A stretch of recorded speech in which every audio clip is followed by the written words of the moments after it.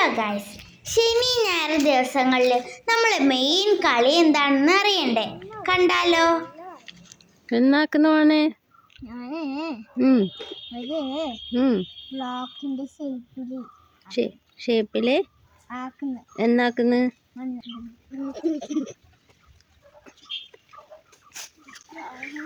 നിങ്ങളെ പന്തലായ? ഇല്ല, ഞാൻ കൊറേ സമയമായി.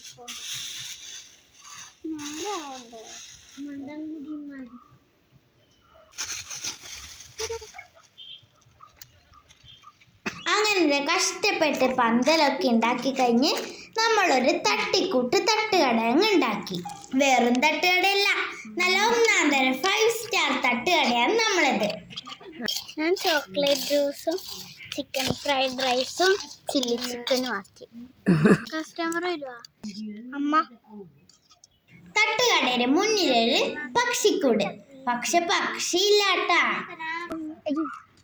ബട്ടർ നാൻ, ദോശയില് ബട്ടർ നാൻ, നെയ് റോസ്റ്റ്, മസാല ദോശ, പൊറോട്ട, ചപ്പാത്തി എല്ലാം ഉണ്ട്. കറിയില് ചില്ലി ചിക്കൻ ഫുള്ള്, പിന്നെ chicken curry, pepper chicken, paneer butter masala, അതെല്ലാം.